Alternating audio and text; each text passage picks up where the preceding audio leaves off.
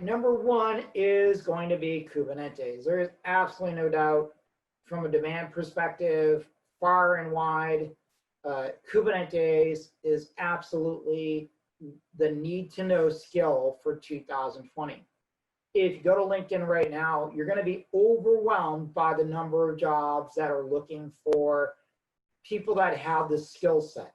Again, I wouldn't say that there's a lot of jobs per se that where you're a Kubernetes administrator all the time.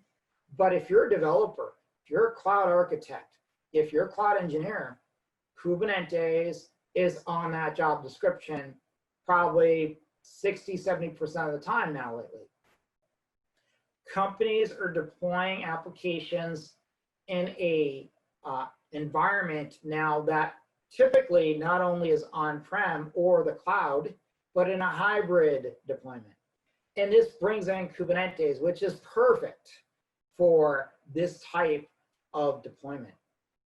Again, open source, it's for basically automating, deploying, scaling, and managing our applications on containers.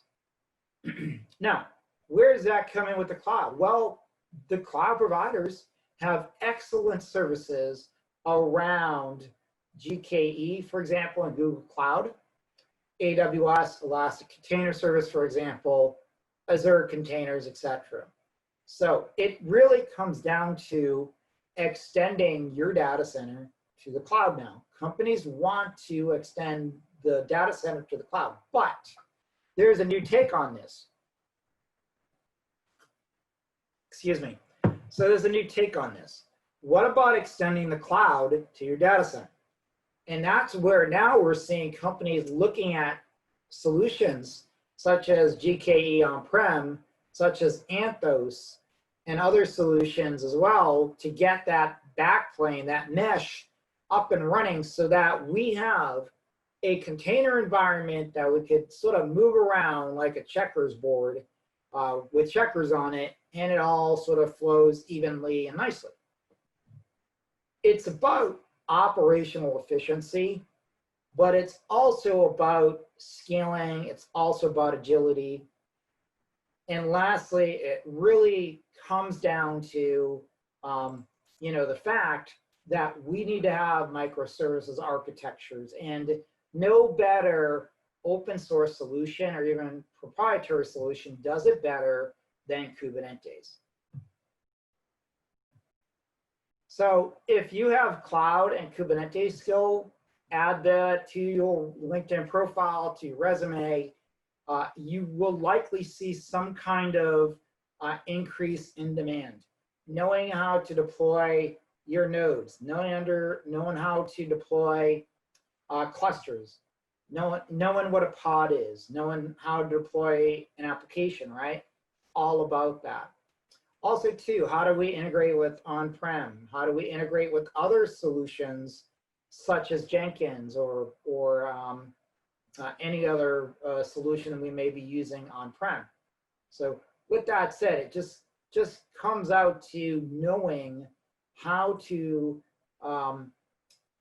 really provide value around microservices and DevOps. Okay, what about Kubernetes and why it's so important? It has really changed the way DevOps teams now create, manage, and operate container applications.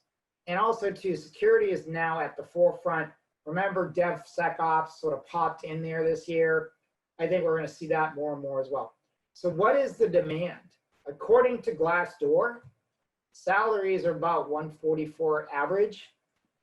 Again, I've seen it higher. I've seen it lower. This is a skill set that's more like a bonus to add to your resume than a full-time role in a lot of organizations. So knowing Kubernetes will likely aid and abet in your job search. No question about it. So it is a skill for a job, but not always the job, is sort of the way I want to phrase that. Okay, so let's put it all together.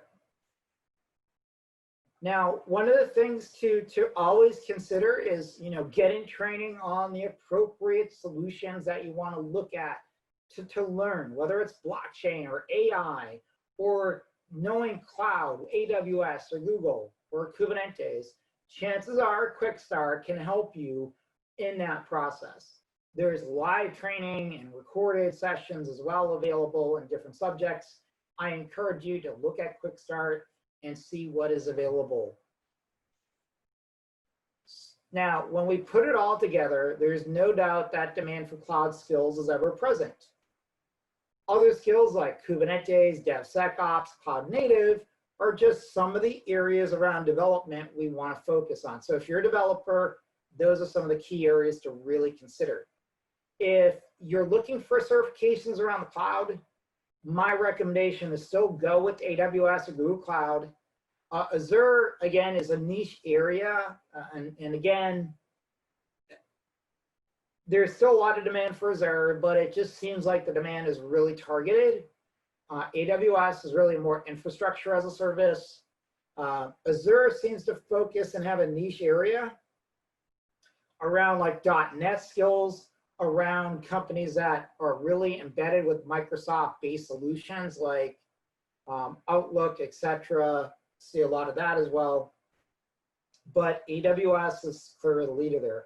Google Cloud is definitely picking up steam as we talked about. Encourage you to look into that as well. Lastly, Python is clearly a skill. If you're a developer, you really want to know as well.